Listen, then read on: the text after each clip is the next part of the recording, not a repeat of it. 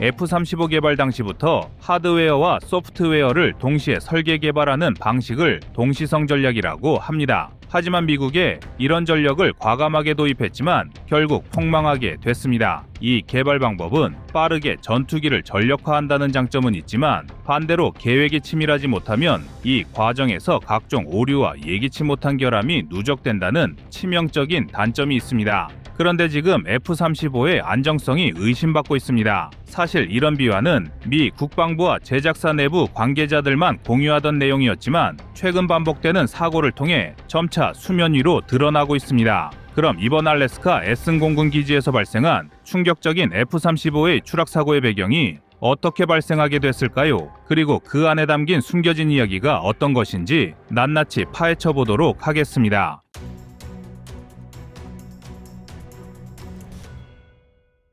2025년 1월 28일 알래스카 중부에 위치한 에슨 공군 기지에서 세계 최첨단 스텔스 전투기로 손꼽히는 F-35A가 훈련 중 착륙 단계에서 추락하는 충격적인 사건이 벌어졌습니다. 해당 기지는 혹독한 기후와 지형 덕분에 미 공군의 혹한기 훈련지로 유명한데요. 이번 훈련은 겨울철 전투 능력과 정밀 착륙 기술을 점검하기 위해 진행되던 상황이었습니다. 사고 당일 F-35A 조종사는 활주로 접근 과정에서 항공기 계기판에 뜨는 경고 신호를 확인하고 급하게 대응했습니다. 처음에는 단순 결빙 문제로 판단했다가 순식간에 고도가 예상보다 빠르게 떨어지면서 기체 오작동으로 의심되는 심각한 상황에 놓였다고 관제탑에 보고합니다. 조종사는 즉각적으로 비상 탈출을 감행했고 다행히 큰 부상 없이 인근 의료시설로 옮겨져 치료를 받고 있다고 밝혔습니다. 비상 탈출 시에는 항공기가 조종 불능 상태로 전락하기 쉽기 때문에 당시 상황이 얼마나 급박했는지를 짐작하게 해줍니다. 이번 추락 사고로 인해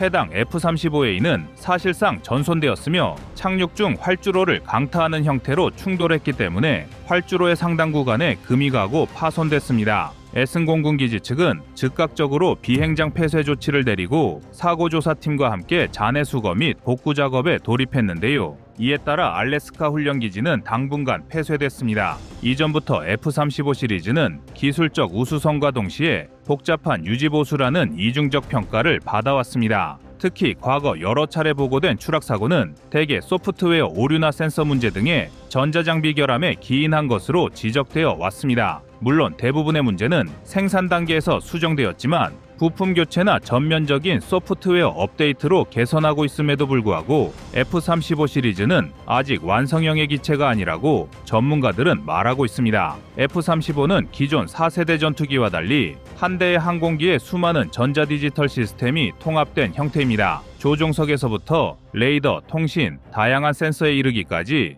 각기 다른 소프트웨어가 상호작용하는 구조를 갖추고 있습니다. 이러한 복잡성은 전술 및 임무 수행 능력을 극대화해주지만 작은 오류 하나라도 발생하면 전체 시스템이 연쇄적으로 영향을 받을 위험이 생기기도 합니다. 이런 이유 때문에 이번 F-35A도 추락했을 것으로 예상됩니다. 그렇다면 왜 F-35는 개발 완료라고 선언한 지 꽤 오랜 시간이 지났음에도 불구하고 이렇게 잦은 결함과 사고에 시달리고 있는 걸까요? 앞서 서두에 언급했던 동시성 개발 방식이 중요한 키워드로 지목됩니다. 전통적으로 항공기 개발은 개념 설계, 시제품 제작 및 시험, 최종 양산의 순차적 단계를 거쳐 진행됩니다. 그런데 F-35는 이러한 전공법 대신 아직 시제품 검증이 완료되지 않은 상태에서도 대량 생산을 시작했습니다. 이는 여러 이유가 있지만 가장 큰 목적은 미국이 스텔스 전투기라는 강력한 전략 무기를 빠르게 전력화하여 주변국 견제 효과를 극대화함과 동시에 생산 단가를 낮추기 위한 것이었습니다. 그런데 문제는 이렇게 생산된 기체에 결함이 발견될 때마다 이미 양산된 수백 대에서 동일 문제를 수정해야 한다는 점입니다. 특히 F-35 같은 5세대 스텔스 전투기는 기체 표면, 내부 부품, 전자장비, 소프트웨어가 유기적으로 결합해 있기 때문에 한 부분을 고치면 다른 부분에도 영향을 미치기 일쑤입니다. 일명 끝없는 소프트웨어 패치와 장고장으로 인한 예산 초과 문제가 심각한 수준이라는 미 국방부의 내부 보고도 있었을 정도입니다. 실제로 미 국방부 감사 보고서에 따르면 F-35 정비와 유지 보수 비용은 기대치를 훌쩍 넘어섰고 분기마다 막대한 추가 예산이 편성되는 실정입니다. 그래서 이번 트럼프 정부가 F-35 시리즈 전투기에 들어가는 예산이 너무 과하다고 지적했을 정도입니다. 뿐만 아니라 이러한 문제가 가중되면서 현장 조종사들의 불만도 커졌습니다. 훈련 일정은 빡빡한데 출격 준비 과정에서 전자계통 문제로 가동 불능 시간이 길어지거나 정비 인력의 소프트웨어 숙련도 부족으로 인해 작은 오류도 빠르게 해결되지 못하는 사례들이 쌓이고 있었기 때문입니다. 더욱이 세계 여러 나라에 수출된 F-35 기종에서도 비슷한 문제들이 보고되면서 미국이 동맹국들에게 제공하는 무기 체계에 대한 신뢰도까지 흔들리고 있습니다. 특히 ALIS로 불리는 미국의 운용정비 시스템은 잦은 장애와 업데이트 지연으로 인해 항공기에 두뇌를 뽑아놓고 달리는 꼴이라는 혹평을 받았습니다. 이 시스템은 항공기의 상태 정보를 지상정비 인력과 공유해 실시간 관리를 가능하게 해주는 핵심 툴이지만 정작 정비 정보가 오류를 일으키거나 혹은 전송이 지연돼 데이터를 활용하지 못하는 경우가 많았습니다. 이 때문에 미 공군은 차세대 시스템인 오딘을 도입하겠다고 발표했지만 그마저도 완전한 전환에 적지 않은 시간이 걸리고 있습니다. 반면 다른 일각에서는 F-35의 진화 과정을 긍정적으로 평가하기도 합니다. 계속되는 오류와 결함이 마치 소프트웨어 개발이 반복적인 업데이트를 통해 완성도를 높여가듯 궁극적으로는 더욱 강력하고 완벽한 무기로 발전할 것이라 전망하기 때문인데요. 여기에서 잠시 개발 비화 중 하나를 더 깊이 파고들어 보겠습니다. F-35A의 센서 퓨전 기능에 대한 숨겨진 비화가 있습니다. 이 장치는 여러 대의 레이더와 적외선 탐지 시스템과 목표 획득 장치 등을 통합해 조종 세계 단일한 전장 상황 인식을 제공해주는 핵심 기술입니다. 그런데 이 기능이 F-35를 압도적인 전투기로 만들어주는 동시에 기체 자체를 끊임없는 업데이트 지옥에 빠뜨리는 주범이기도 하다는 것이 미 공군 내부자들이 밝혔는데요. 센서 퓨전은 항공기의 각종 센서로부터 들어오는 막대한 데이터를 통합 처리해야 하므로 소프트웨어 의존도가 매우 높습니다. 이를테면 비행 중 기체가 받는 공기의 흐름이나 레이더 반사 정보, 적외선, 열 신호 등 외부 통신망에서 들어오는 전장 정보까지 동시에 처리해야 합니다. 이 복잡한 프로세스를 하나라도 실시간으로 놓치면 적의 미사일 경보가 제대로 뜨지 않거나 무기 조준에 오차가 발생할 수 있습니다. 실제로 과거 F-35가 해상 임무를 수행하던 중 레이더 소프트웨어 결함으로 인해 물결과 해안선을 적 함정이나 미사일로 오인해 경보를 울리는 총극이 벌어진 적이 있습니다. 이처럼 소프트웨어가 방대한 데이터를 처리하지 못해 생기는 오류는 F-35가 가진 장점을 크게 훼손하고 조종사를 불신감에 빠뜨릴 수 있습니다. 결과적으로 미 공군과 제작사는 소프트웨어 패치와 개선 업데이트를 끊임없이 진행해야 하는 관리 지옥에 빠지게 된 원인 중 하나입니다. 통상적인 전투기 개발 과정에서 하는 것처럼 뒤늦게나마 운용 시험 평가 단계에서 완벽한 검증 과정을 마쳤으면 좋았을 텐데 앞서 언급한 동시성 개발 정책 때문에 충분한 시뮬레이션과 지상 테스트가 마무리되기도 전에 이미 대량 양산과 배치가 이루어져 버렸습니다. 그래서 지금까지도 기체 한 대 한 대가 일종의 실전 테스트 베드가 되어버리는 상황이라고 볼 수 있습니다. 그런데 문제는 여기서 발생하게 됩니다. F-35 전투기의 하드웨어나 소프트웨어를 업데이트할 때마다 엄청난 비용을 구매국에게 청구하고 있다는 것입니다. 한국 역시 F-35A를 도입해 공군력 핵심 전력으로 운용 중인 만큼 이번 미국 본토의 사고 소식에 촉각을 곤두쓰고 있습니다. 이미 한국 공군에서도 정비 인력 확충과 시설 업그레이드에 투자를 늘리고 있으며 주기적인 소프트웨어 업데이트가 적시에 이루어지도록 미국과 긴밀히 협력하고 있습니다. 그러나 불확실성이 완전히 사라지지 않은 상황에서 F-35A가 어떠한 안정적인 시스템으로 구축될지는 아직도 미지수입니다. 그리고 여기에 들어가는 우리의 국방 예산은 얼마가 책정될지는 아무도 모르는 일입니다. 과거 한국 공군은 F-35A 전투기 40대를 도입한 지 약 2년 만에 성능 개량을 위한 업그레이드 비용으로 약 3천억 원을 청구받았습니다. 이 업그레이드는 공대함 미사일 등 4가지 무장 관련 장비 추가 장착과 항공전자 소프트웨어 등의 개선을 포함하며 F-35A를 블록3에서 블록4로 업그레이드하는 작업이었는데 이런 비용은 전적으로 미국이 주도하여 진행하기 때문에 우리는 울며 겨자 먹기식으로 따라갈 수밖에 없는 처지인데요. 이번 알래스카 S 공군기지 추락 사고는 그 복잡한 시스템 중 어딘가에서 발생한 미세한 오류가 결과적으로 파일럿을 비상탈출로 내몰았다는 점을 다시금 상기시킵니다. 글로벌 강대국 간 군비 경쟁이 가속화되고 있는 지금 F-35의 성패는 미국뿐 아니라 한국의 안보 전략에도 중대한 영향을 미칩니다. 수많은 예산과 인력, 그리고 목숨을 걸고 개발과 개선을 거듭해온 이 기종이 역사의 실패작으로 남을지 아니면 끊임없는 진화로 완벽에 가까워진 전투기라는 찬사를 받게 될지는 미국의 안정화 기술력에 달렸다고 해도 과언이 아니게 됐습니다. 그나마 다행인 것은 F-35의 핵심 장점인 센서 퓨전과 네트워크 전술 능력은 경쟁 기종을 압도할 정도로 발전하고 있다는 사실입니다. 때문에 우리에게 중요한 것은 이 비정상적이고도 치명적인 사고가 다시는 발생하지 않도록 그동안 가려져 있던 문제들을 투명하게 공개하고 적극적으로 개선하는 과정일 것입니다. F-35라는 전투기가 상징하는 의미는 상당합니다. 최신의 스텔스기는 단순한 전투기가 아니라 적을 공포에 떨게 하는 억지력도 포함되어 있기 때문입니다. 이번 알래스카 추락 사고로 F-35 역사의 또 다른 분기점이 될 수 있습니다.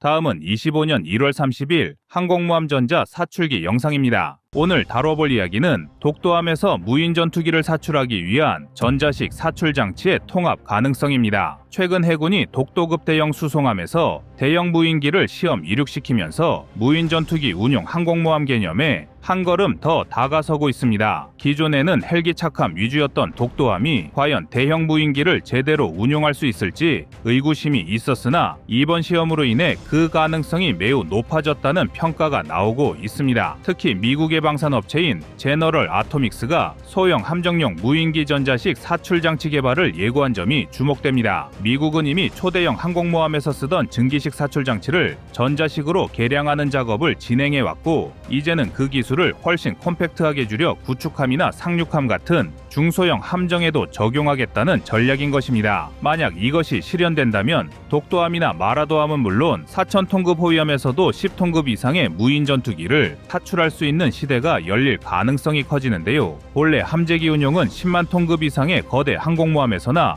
가능하다는 게 통념이었고 사출기 설치 여건이 안 되면 영국 해리어나 미국 F-35B처럼 수직 이착륙기를 쓰는 게 전부였습니다. 사실 현존 시스템으로는 이 두 가지 대안 말고는 없는 게 사실입니다. 하지만 수직 이착륙기는 무장 탑재량과 항속거리에서 약점이 있기 때문에 중무장 상태로 제대로 된 임무 수행이 어려웠습니다. 이 제약 조건 때문에 대형 무인기 플러스 전자식 사출 조합이야말로 미래 항공모함의 주류가 될 것이라는 전망이 힘을 얻고 있습니다. 한국 해군도 이 흐름에 올라타 무인 전투기 함재 운용을 빠르게 도입할 수 있다면 해상에서의 압도적인 전투력을 확보하게 됩니다. 얼마 전까지만 하더라도 독도함 갑판에서 줄줄이 배치된 무인기가 전자식 사출로 쏘아 올려지는 장면은 정말 꿈같은 시나리오였습니다. 그러나 제너럴 아토믹스가 제시한 소형 전자식 사출 장치는 이러한 판도를 단숨에 뒤바꿀 카드가 될 수 있습니다. 독도함의 크기를 생각하면 전방 선수 부분에 2개 정도의 사출 레일을 깔아놓고 동시에 2기씩 발진하는 그림까지 가능하다는 분석도 나옵니다. 이렇게 함정에서 직접 출격한 무인 전투기들은 작전 수행 후 지상 활주로로 복귀하거나 필요하다면 배 위에 착륙하는 방안도 연구되고 있습니다. 현재 독도함 구조상 헬기가 아닌 고정익 항공기의 착륙은 어느 정도 제약이 있지만 무인 전투기 특유의 가벼운 기체와 접이식 날개를 통해 간단한 착함 장치를 도입할 수 있다는 것인데요. 물론 이것이 실제 작전 운용에 투입되려면 전력 수급이나 무인기 통제 체계 그리고 사출 시스템 설치에 따른 예산 문제가 뒤따릅니다. 하지만 미국 방산업체들의 적극적인 러브콜과 한국의 높은 잠재력 그리고 KF-21 보라매와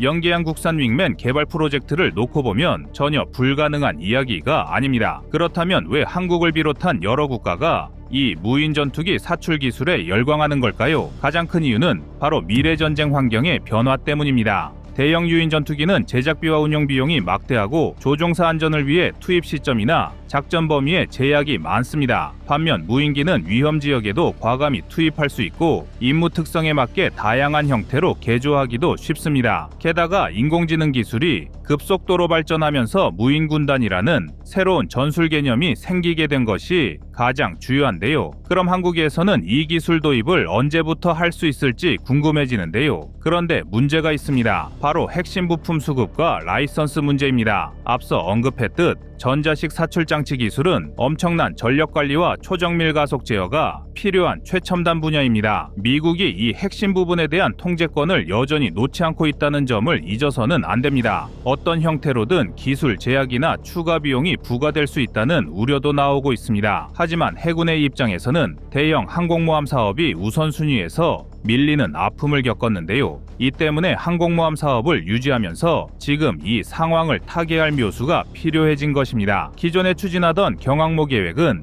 여러 우려와 정치적 이해관계 그리고 예산 문제로 지지부진했던 것이 사실입니다. 이에 중소형 함정에서 무인 전투기라도 날리는 방향으로 방향을 튼 것이 매우 현실적인 대안이 될 수 있습니다. 제너럴 아토믹스의 제안이 실제로 도입될 경우 독도함이나 마라도함뿐만 아니라 한국 해군의 차세대 호위함인 FFX 배치 3, 심지어는 구축함급 함정에서도 제한적인 무인 전투기 운용이 가능해질 가능성이 열립니다. 즉, 적의 탐지 사각지대로 은밀히 접근하여 대량의 자폭 무인기를 한 번에 발진시켜 적의 방공망을 교란 무력화하는 전략이 전개될 수 있다는 뜻입니다. 튀르키예가 이미 자국 경항모 아나돌루에 무인기를 실전 배치하려 하고 있고 일본도 경항모급으로 개조 중인 이즈모급 함정에 무인기 도입을 검토하고 있습니다. 이처럼 무인기 항공모함 개념은 세계적으로 빠르게 확산 중입니다. 한국이 이런 흐름에서 뒤처지지 않으려면 이번 기회에 과감한 투자와 탄탄한 계획이 필수적입니다. 그렇다면 우리 시청자분들은 이 부분이 가장 궁금해 하실 겁니다. 언제쯤 우리는 독도함에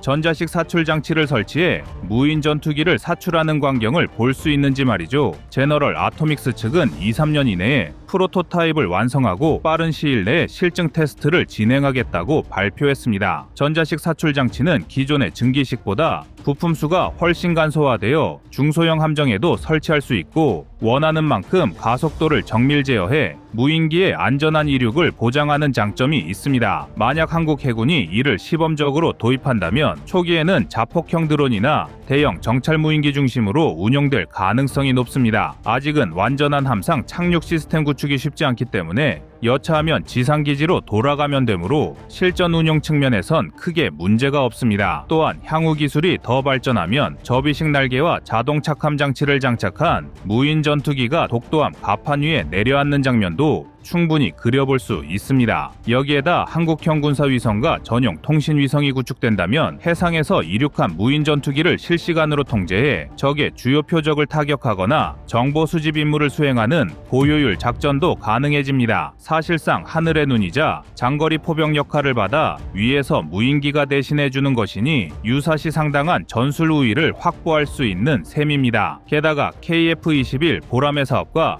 연계에 개발 중인 KUCAV가 본격적으로 양산되고 기술이 성숙되면 한국은 빠른 속도로 해상 무인 전력까지 구축할 수 있는 발판을 마련하게 됩니다. 이래저래 예산과 우선순위 문제로 논쟁이 많긴 해도 실전적 이점을 고려하면 긍정적으로 검토될 여지가 충분합니다. 마지막으로 독도함이 새로운 시대의 항공모함으로 변신한다면 무인 전투기와 자폭 드론을 대거 싣고 동시다발 공격을 펼칠 수 있는 해상 플랫폼이 될 가능성이 열렸습니다. 북한 입장에서는 동해, 서해 어느 쪽에서 등장할지 모르는 대형 무인기들이 공중에서 정찰하고 타격까지 가할 수 있다고 생각하면 방어망에 큰 부담이 될 것입니다. 물론 이를 위해선 막대한 예산 투입과 기술 검증이 필요합니다. 그리고 해외 업체와의 협력 과정에서 생길 수 있는 새로운 형태의 기술 갑질도 어떻게 극복하느냐가 관건이 될 것입니다. 하지만 튀르키예, 일본, 영국처럼 이미 무인기 항모 시대를 준비하는 국가들이 늘어나고 있기에 한국 역시 과감하게 승부수를 던져야 한다는 의견이 힘을 얻고 있습니다. 최근 독도함에서 시범 이륙한 모하비 무인기는 날개 길이가 16m나 되는 대형 기종이었지만 이보다 날개폭이 더 작은 한국형 윙맨 무인기는 독도함 운용에 더욱 적합할 것이라는 전망이 있습니다. 전자식 사출 장치가 장착된 함정에서 10톤급 이상의 무인 전투기가 힘차게 발진하는 날이 온다면